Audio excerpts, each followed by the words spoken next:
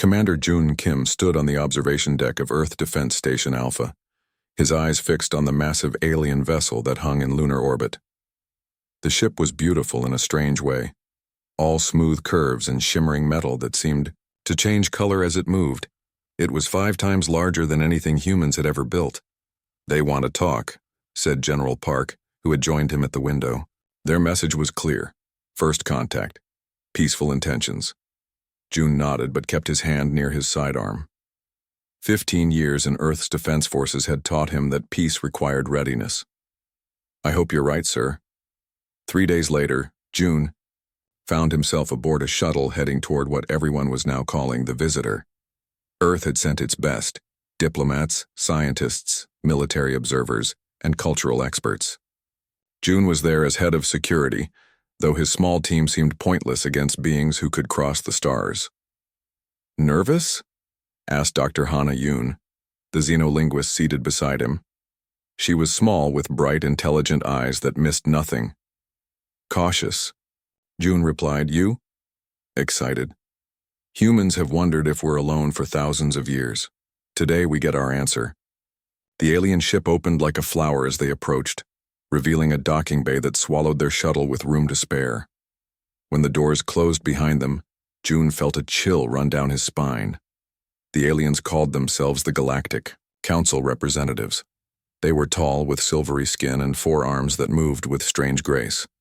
Their translator devices turned their musical language into flat, perfect English. "We welcome Earth to the galactic community," said the lead alien, who had introduced himself as Speaker Trell.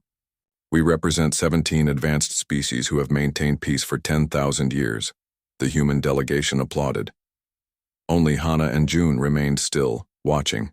"Your species has achieved much in a short time," Trell continued. "Your technological development is impressive if unrefined. We offer guidance as you join the ranks of spacefaring peoples." The meeting seemed to go well.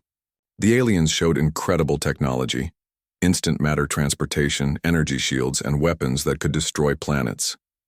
They explained that the Council operated on strict rules. All member species followed the same paths of development. All used the same technologies in the same ways. This was how peace was maintained. During a break, Hana pulled June aside. "Something is wrong," she whispered. "They keep using words like obedience and conformity when they talk about other species." June had noticed it too. "They see us as children or pets," Hana said. The problem started when Earth's representatives began asking about trade and knowledge exchange. The aliens seemed surprised by these questions. "You misunderstand," Speaker Trell said. "You will be given technologies when you are ready. The Council decides what each species needs." "That's not how Earth works," said the lead human diplomat. "We believe in free exchange of ideas." The aliens looked at each other. Their silver skin darkened slightly. "This attitude is concerning," said Speaker Trell. "It shows dangerous independent thinking." The mood in the room changed instantly. June moved closer to the human delegation, hand again near his weapon. The disaster happened when one of the Earth scientists, excited despite the tension, approached an alien device without permission. 2 council guards moved with shocking speed. There was a flash of light and the scientist fell, his body smoking. "Hostile action!" June shouted, drawing his gun. The room erupted in chaos. Later, no one could agree on who fired first. But when the shooting stopped, 3 aliens and 5 humans were dead. The Earth delegation was forcibly returned to their shuttle and ejected from the alien ship. "This is an unfortunate outcome." Speaker Trell's voice came through their communication system as they sped back toward Earth. "Your species has shown itself to be violent and unready for civilization. The Council will now vote on the appropriate response." That vote came 3 days later. The Council declared humans a dangerous species requiring correction and control. Their message was simple: surrender to Council rule or face destruction. Earth's governments united against the threat. The newly formed Earth Defense Force mobilized every ship and weapon, but it was like children preparing to fight giants. June was given command of the EDF Aurora, one of Earth's 6 military spacecraft capable of reaching lunar orbit. They were ordered to defend the moon base, humanity's first permanent settlement beyond Earth. "They're coming," his sensor officer reported. The screen showed 30 council ships approaching. Each one was bigger and more powerful than all of Earth's combined forces. "All ships defensive formation," June ordered over the command channel. "Remember your training." The battle lasted less than an hour. Earth ships fought bravely using every tactic they knew. They fired missiles, deployed electronic countermeasures, and attempted evasive maneuvers. Nothing worked. The council ships moved in perfect coordination, as if all controlled by one mind. Their weapons cut through Earth's best defenses like paper. The Aurora shuddered as another blast hit its shields. "Shields failing. Engine 3 is gone," shouted his engineering officer. June watched as the EDF Guardian, Earth's newest ship, exploded, under concentrated fire from 3 council vessels. "Break formation! All ships scatter and retreat!" But it was too late. One by one, Earth's defenders were destroyed. The Aurora was hit again, harder this time. June was thrown from his command chair as systems exploded around him. The last thing he saw before losing consciousness was the moon base erupting in a flash of light as council weapons found their target. He woke to the sound of emergency sirens and the feel of someone dragging him across the floor. "Stay with me, Commander," said a familiar voice. It was Hana Yoon, her face streaked with blood and soot. "The battle," June managed to say. "We lost. Everyone lost." Hana pulled him into an escape pod. "The Council has destroyed all 6 ships and the moon base. They're moving toward Earth, now."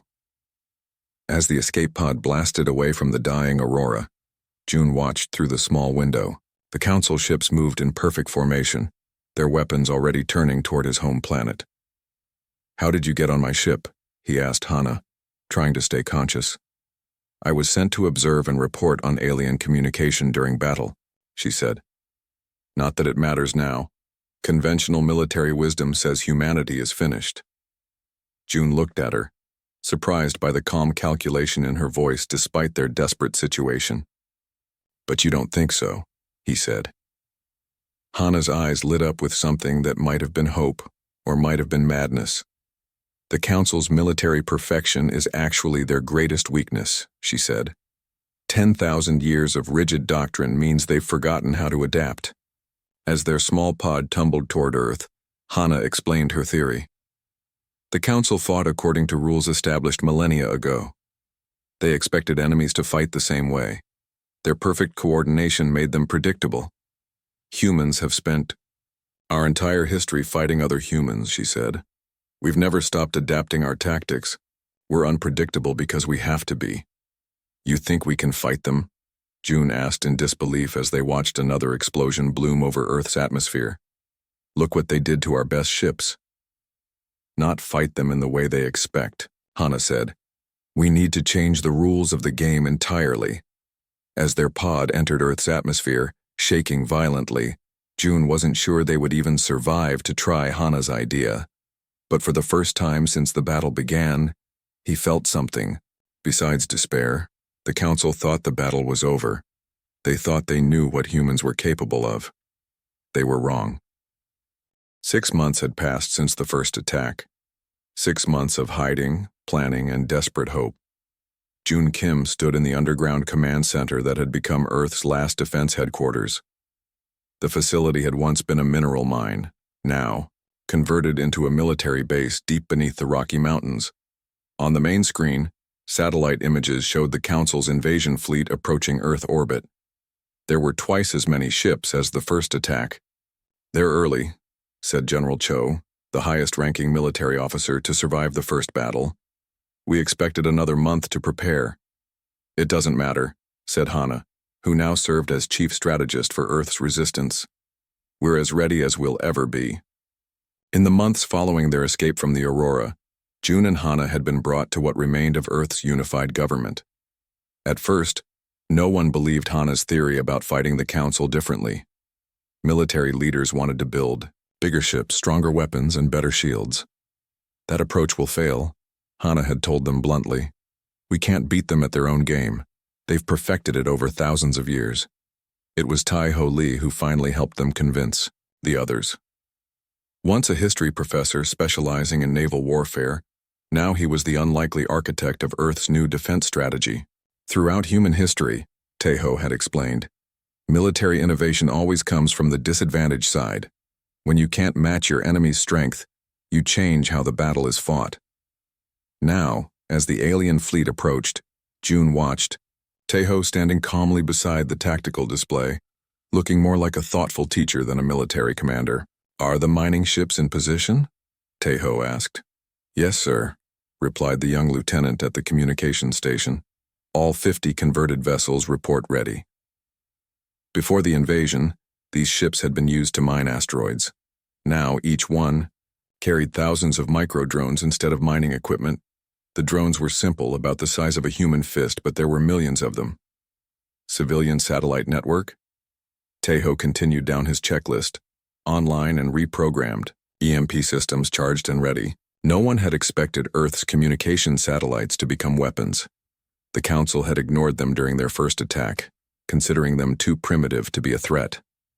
Orbital platforms? All 26 show green status. Smart dust deployment. Systems are functioning. June felt a surge of pride. 3 months ago, these platforms had been half-built space stations. Now they housed clouds of microscopic robots designed to infiltrate alien ship systems. "They're entering Earth orbit," announced the sensor officer. "Council fleet is forming into attack position. Same formation as last time. Central command ships protected by outer defensive ring." Taeho nodded. "They're following their doctrine perfectly, just as we expected." He turned to June. "Commander Kim, you have tactical control. Begin operation Hornet's Nest." June stepped forward to the command console. This was the moment all their planning had led to. If Hana was wrong, if humans couldn't change the rules of space warfare, then Earth would fall today. "Commence Phase 1, he ordered. "Mining vessels begin micro-drone deployment, targeting Profile Alpha." On the screen, the 50 converted mining ships broke from their hiding places behind Earth's moon. They were small and crude compared to the Council ships, barely armed and minimally shielded. In a conventional battle, they would have been destroyed instantly, but they didn't attack directly. Instead, they released their cargo, swarms of micro-drones that spread out like clouds of insects. The Council ships responded exactly as expected, firing energy weapons at the approaching mining vessels. Several exploded immediately, but it was too late. The drones were already deployed and spreading out. "They're targeting our ships but ignoring the drones," June observed. "Their battle computers don't recognize them as weapons." On the tactical display, the micro-drones swarmed around the Council vessels. Each drone was programmed to attach to a ship's hull, find a seam or vent, and enter. Once inside, they would locate critical systems and disable them. "Phase 1 successful," reported the tactical officer. "Micro-drone infiltration at 70%. Council ships are beginning to show system failures." The alien vessels started to move erratically. Some of their weapons stopped firing. Others fired at random targets, sometimes hitting their own ships. "They're confused," Hana said with satisfaction. "Their doctrine has no protocol for this kind of attack. They don't know how to respond." June nodded. "Begin Phase 2. Activate EMP systems on all communication satellites." Across Earth orbit, hundreds of civilian satellites that had been beaming internet, phone, and television signals suddenly released electromagnetic pulses directly at the Council fleet. The pulses weren't powerful enough to disable the advanced alien ships completely, but they didn't need to be. "Council ship communications are disrupted," reported the communications officer. "Their telepathic battle meld is fragmenting." This had been one of Hana's key insights. The Council species used a form of technology-enhanced telepathy to coordinate their fleets perfectly. It was their greatest strength, but also a point of vulnerability if disrupted. "They're reforming their lines," Taeho observed as the alien ships tried to regroup. Moving to secondary formation, Phase 2 achieved the desired effect. June watched as the Council fleet shifted. They were adapting, but slowly, trying to follow protocols for communication disruption that were probably thousands of years old. "Begin Phase 3, he ordered. "Orbital platforms, release smart dust." From the seemingly harmless space stations around Earth, clouds of what looked like glittering particles spread out toward the Council fleet. Each particle was actually a microscopic robot, programmed to invade ship systems at an even smaller level than the microdrones. On the main screen, several Council ships suddenly went dark, their engines and weapons shutting down completely as the smart dust infiltrated their computer systems. "It's working," Hana whispered, her eyes wide as she watched the tactical display.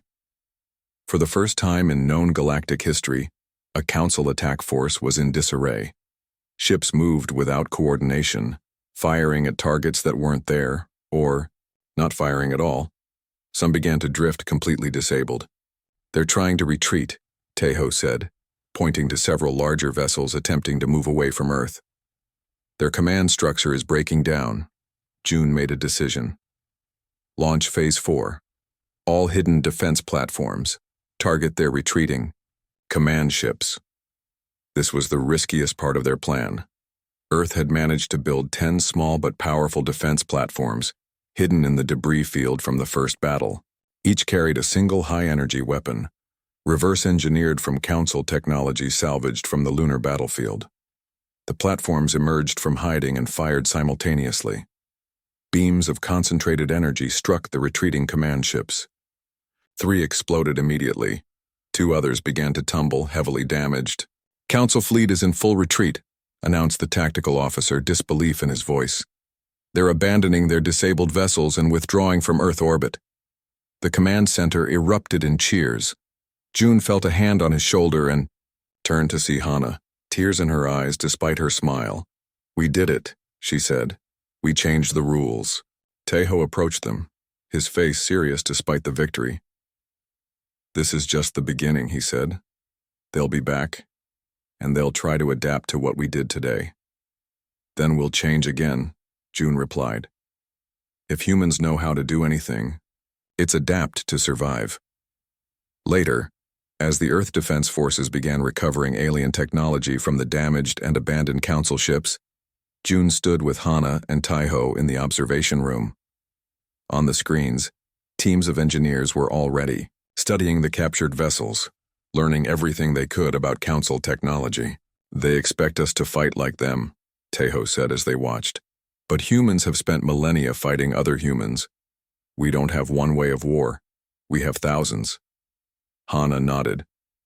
"The Council has been the strongest power in the galaxy for so long they've forgotten that strength isn't everything." "What happens now?" June asked. "Now," said Tejo with a small smile, "we prepare for round 3, and this time, we won't just defend. We'll take the fight to them." June looked at the captured alien ships and felt a surge of determination. Humanity had been pushed to the edge of extinction and had fought back with creativity and adaptability. The Council had expected an easy victory. Instead, they had received a harsh lesson about underestimating humans. The war was far from over, but for the first time, Earth had hope. And hope, as June was learning, could be the most powerful weapon of all.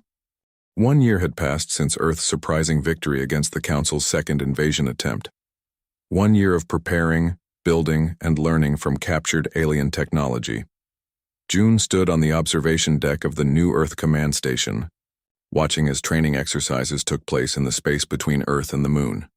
The station had been built using a combination of human ingenuity and reverse-engineered Council technology. It wasn't as beautiful as alien designs, but it was functional and, more importantly, distinctly human in its approach to defense. "They're coming back," said Hana, joining him at the window. "Our deep space monitors detected a massive fleet assembling at the edge of our solar system." June nodded. They had known this day would come. "How many?" 3 times larger than the last invasion force. They're not taking any chances this time."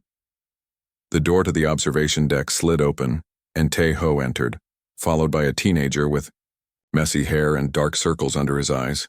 "Commander Kim, Dr. Yoon," Tae-ho greeted them. "This is Sungmin Choi. I believe he may have just changed the course of this war." The boy looked uncomfortable with the introduction, shifting his weight from one foot to the other. I just found a weakness, he mumbled. Anyone could have seen it if they looked. But no one else did look, Tae-ho said firmly. Tell them what? You found Sung-min? The boy took a deep breath. I've been studying the communication systems from the captured council ships. They use a form of quantum entanglement for instant communication across vast distances. It's impressive technology, but there's a flaw in how they implement it. He pulled out a tablet and showed them a complicated diagram.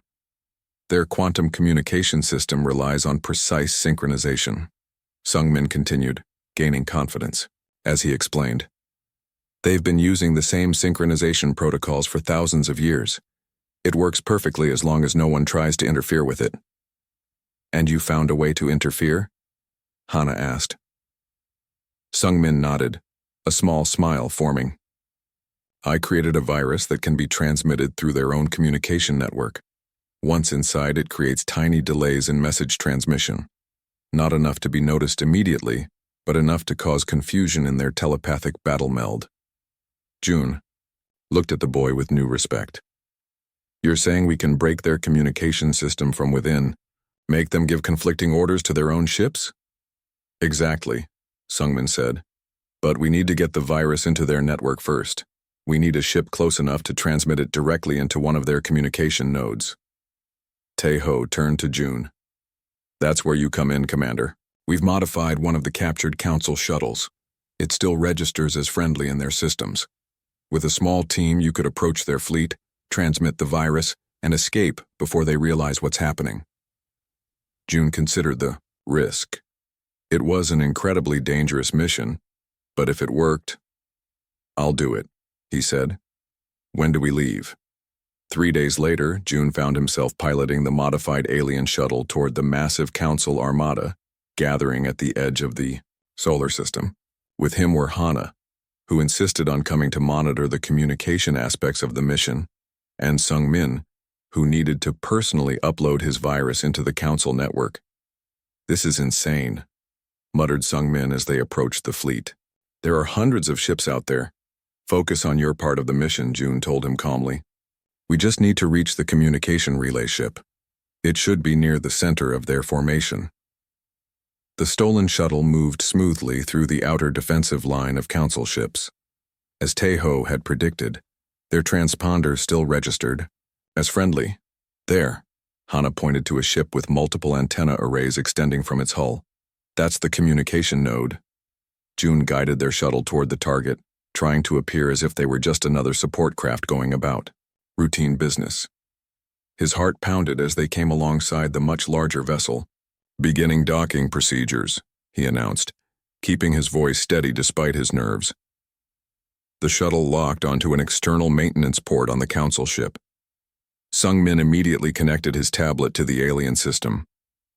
I'm in, he said after a tense minute.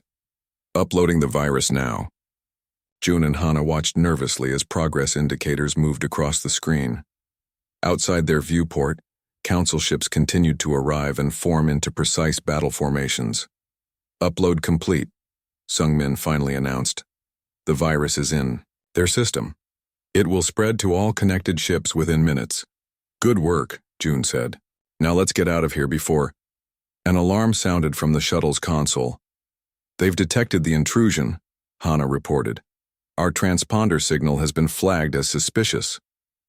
June quickly disengaged from the docking port and accelerated, away from the communication ship. How long until the virus takes effect? It should be working already, Sung-min said, monitoring his tablet. Look. On their rear view screen, they could see council ships beginning to move erratically. Some were breaking formation, while others were changing direction, seemingly at random. It's working, Hana exclaimed. Their battle meld is fracturing. Their moment of triumph was short-lived. A nearby council destroyer turned toward their shuttle and fired a warning shot across their path. They may be confused, but they know we're the cause, June said, pushing the shuttle's engines to maximum. Hang on. What followed was a desperate chase through the increasingly chaotic council fleet. June used every piloting trick he knew, weaving between larger vessels, using their bulk as shields against pursuers. The confusion caused by Sungmin's virus helped them. Council ships were receiving contradictory orders, some told to capture the shuttle, others to destroy it, still others to ignore it completely. There. June spotted a gap in the fleet's formation. That's our way out. He pushed the stolen shuttle to its limits, racing toward open space as energy beams from Council weapons flashed around them. We're clear, Hana shouted as they broke past the outer defensive line. Just then, a final shot from a Council ship struck their engine. The shuttle lurched violently, alarms blaring throughout the cockpit. Engine failure, June reported grimly. We're losing power. Can we make it back to Earth? Sungmin asked, fear evident in his voice. June checked the damaged systems. No, but there's a human outpost on Mars. If we conserve power, we might reach it. As they limped away from the Council fleet, they watched on their long-range sensors as the chaos continued to spread. Ship after ship fell out of formation as the virus corrupted their communication systems. Even if we don't make it back, Hana said quietly, the mission was a success. We've given Earth a fighting chance, but their sacrifice wasn't necessary. As they approached Mars, they received a transmission from Earth Command. This is Colonel Jiwoo Kang, came a crisp voice over their comm system. We're tracking your damaged shuttle and dispatching rescue vessels. Hold position and prepare for towing. Within hours, they were met by 3 sleek ships unlike anything June had seen before. Those aren't Earth vessels, he said in confusion as the ships approached. They are now, replied Colonel Kang over the comm.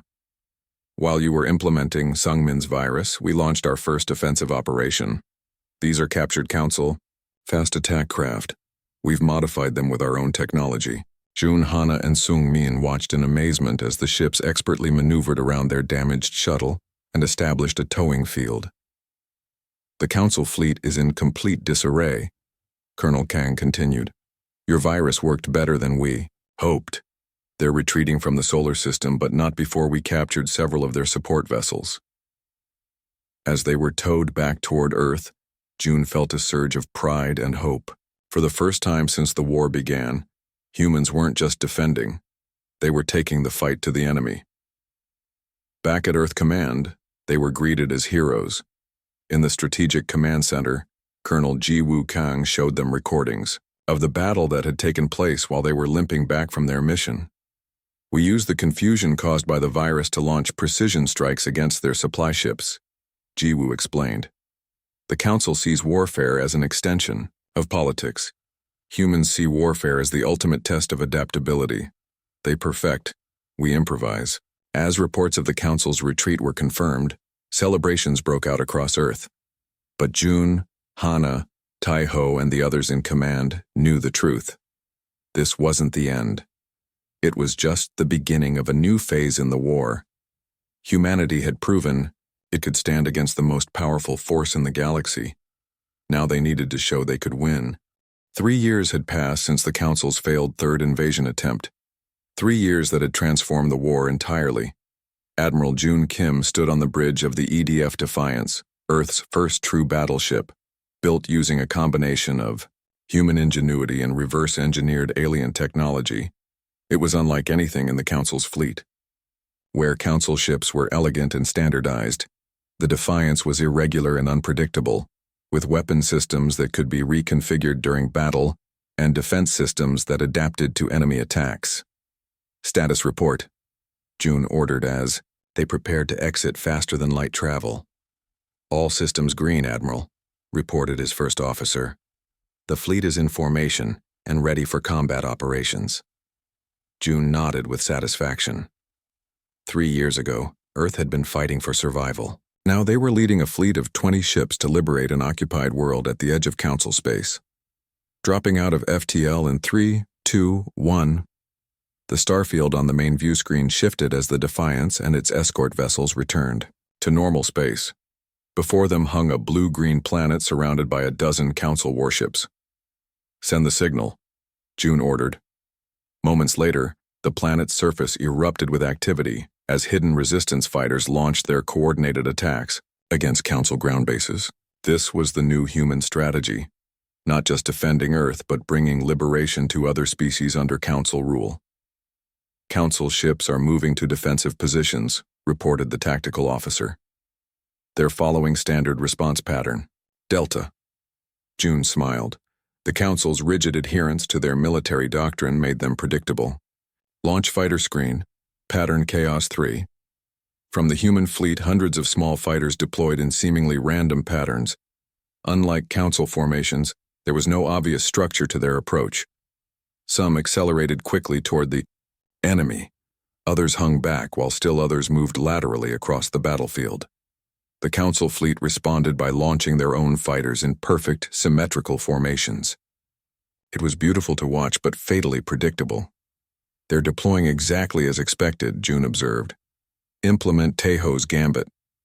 As the two fighter forces approached each other, the human vessels suddenly scattered in all directions.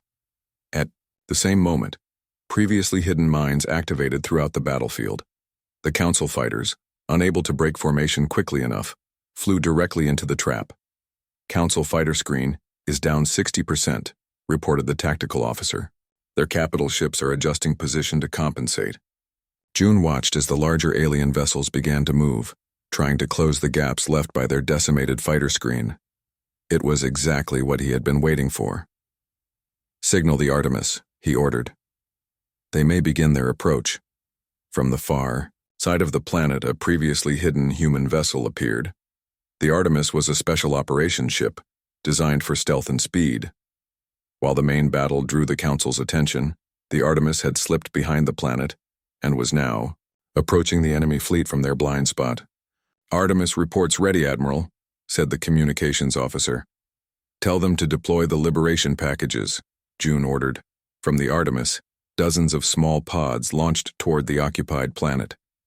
Each contained weapons, supplies, and communication, equipment for the resistance fighters on the surface, but that wasn't their only purpose.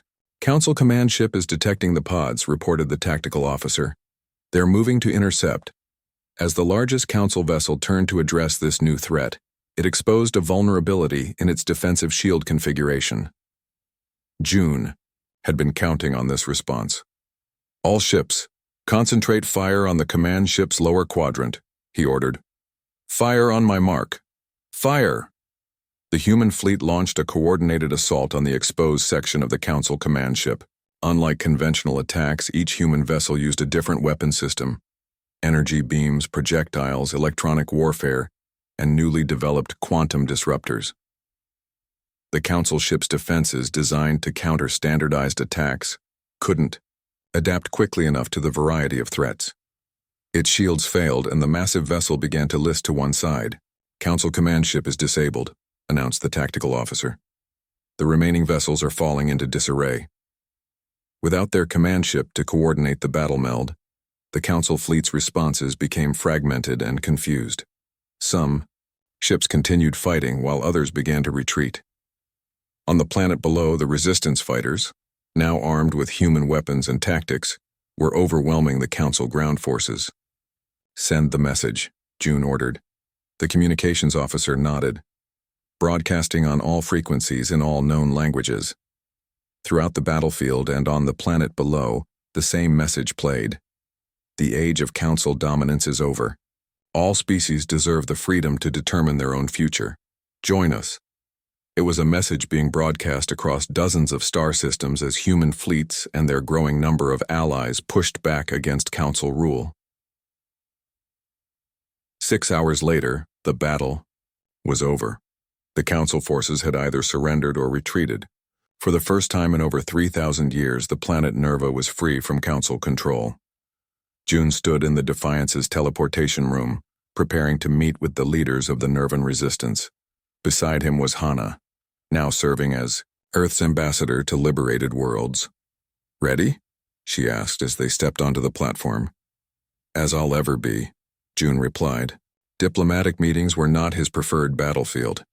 They materialized in a large hall filled with Nervans. Tall, four-armed beings with iridescent scales covering their bodies. They looked similar to the Council representatives June had first met years ago, but their manner was entirely different. Where the council had been cold and superior, the Nervans were emotional and grateful. Admiral Kim, Ambassador Yoon, their leader, greeted them, bowing deeply. "Our people thank you for our liberation. We are allies now," Hana replied diplomatically. "Humanity doesn't seek to replace the council as rulers. We offer partnership." After the formal greetings, June found himself speaking with a group of Nervan military officers. They were fascinated by human battle tactics. "Your ships move without pattern," one officer observed. "Your fighters act independently. How do you coordinate?" "We don't. Not in the way the council does," June explained.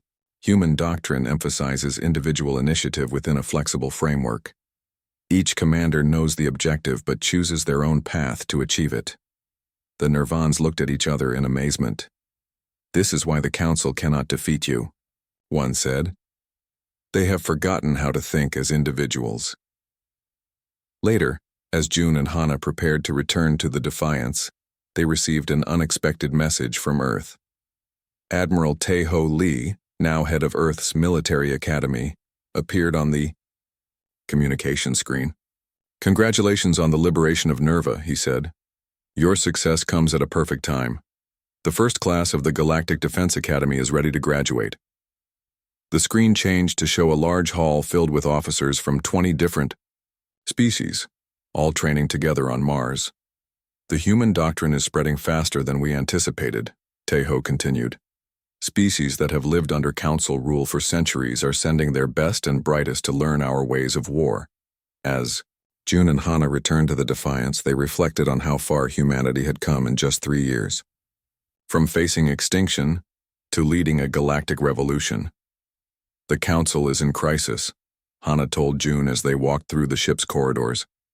"Our intelligence reports say their leadership is divided.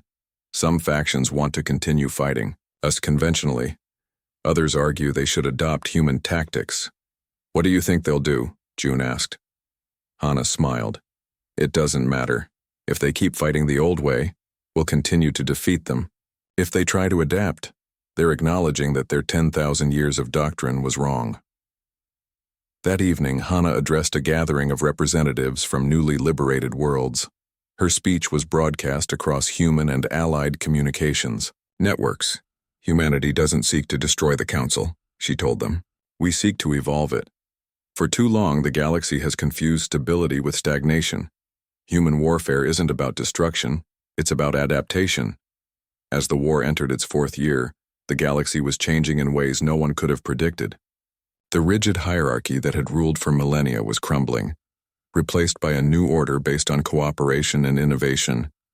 And it had all begun with humanity's refusal to fight by the rules of a game they couldn't win. 10 years had passed since first contact. 10 years that had transformed the galaxy. Admiral June Kim stood by the large window in the observation lounge of Harmony Station, the massive space structure orbiting a neutral star system. He watched as ships from dozens of species arrived for the historic peace conference. Council vessels with their perfect symmetry, human ships with their unpredictable designs, and vessels from formerly subjugated worlds, each with their own unique approach to space travel. "It still doesn't seem real," said Hana, joining him at the window. After years as Earth's ambassador, she looked more comfortable in her formal diplomatic attire than June felt in his dress uniform. 10 years ago, the council wanted to wipe us out, June replied. Today, they're coming to negotiate peace. I'd say that's a victory. More than a victory, said a familiar voice behind them. They turned to see Tae-ho Lee, his hair now gray, but his eyes still sharp. It's a revolution. The three of them stood in silence, watching the ships dock. Each had played a crucial role in humanity's journey from near extinction to galactic power. Now they were about to witness the formalization of a new galactic order. The peace conference took place in the Great Hall of Harmony Station. Representatives from over 50 species gathered around a circular table, symbolizing the equality of all participants. Gone was the council's hierarchical arrangement where senior species sat above junior ones. Speaker Trell, the same council representative who had first declared humans dangerous and unready for civilization, now led the council delegation. His Silverskin had dulled with age, and his manner was more humble than June remembered. For 10,000 years, the Galactic Council maintained peace through uniformity. Trell began.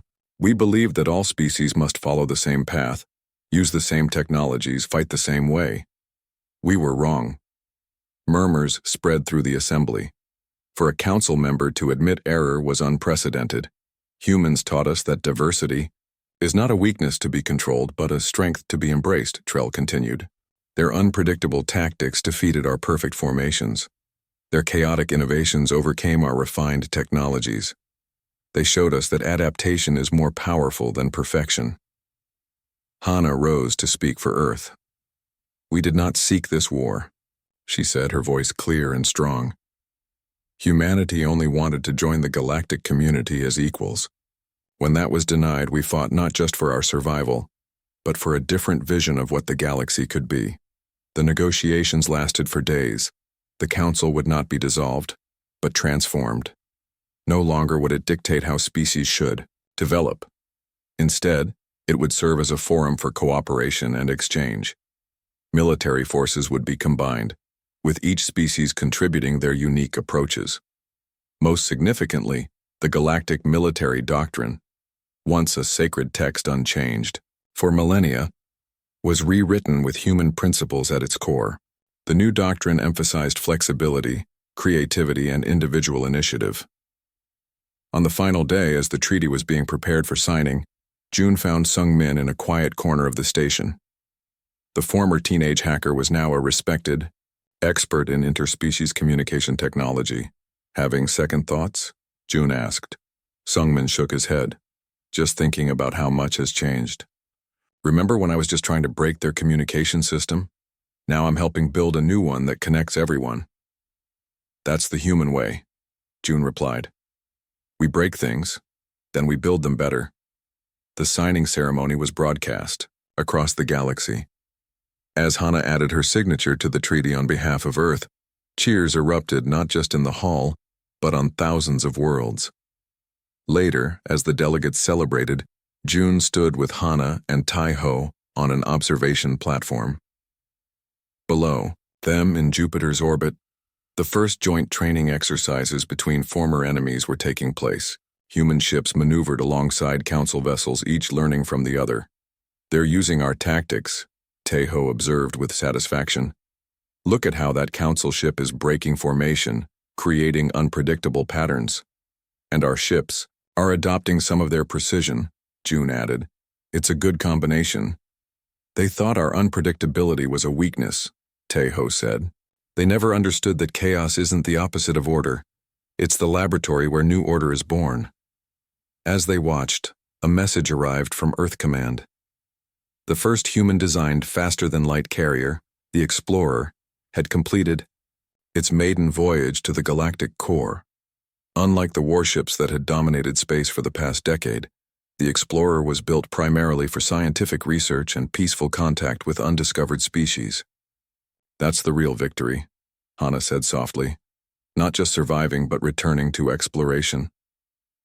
June thought about the journey they had taken. From the desperate escape pod fleeing the destruction of Earth's first space fleet, to standing as equals with the most powerful species in the galaxy. Humans had not just survived. They had transformed galactic civilization itself. A month later, June found himself on Mars, addressing the newest class of the Galactic Defense Academy. The auditorium was filled with cadets from over 30 species, including several from the original Council races. The strategy that rewrote galactic warfare ultimately rewrote galactic peace as well, he told them. But maintaining that peace will require the same qualities that won the war: adaptability, creativity, and cooperation. After his speech, a young Council cadet approached him. Admiral Kim, she said hesitantly, my ancestors served in the fleet that attacked your world. I wanted to apologize. June shook his head. There's no need. We're all moving forward now, learning from each other. That's the point of everything we fought for. That evening, June received an unexpected invitation. Speaker Trell, who was visiting Earth as part of the new exchange program, had requested a private meeting. They met in a quiet garden overlooking the rebuilt lunar colony. "I wanted to thank you," Trell said, his silver skin catching the Earthlight. "Not just for peace, but for showing us a better way." "We didn't set out to change the galaxy," June replied honestly. "We just wanted to survive." "Sometimes the greatest changes come from the simplest motivations," Trell observed. "The Council spent millennia trying to perfect one way of existing. Humans showed us that perfection is less valuable than possibility." As Trell departed, June remained in the garden, looking up at the stars. A decade ago, those stars had represented unknown threats. Now they represented boundless opportunities. The next day, June attended the commissioning of a new class of ships. Unlike the warships that had defined the conflict, these vessels were designed for joint scientific missions. Crews made up of humans, council species, and formerly subjugated races would work together to explore the unknown regions of the galaxy. Hana, who had been appointed to lead the new Galactic Cooperation Initiative, gave a short speech at the ceremony. "We went to the stars ready for war," she said, "but found something more valuable than victory. We found a new way forward together." As the first ship, appropriately named Adaptation, lifted off from the lunar surface, June felt a sense of completion. The strategy that had saved humanity had ultimately transformed the galaxy itself. The human way of war had become the galactic way of peace.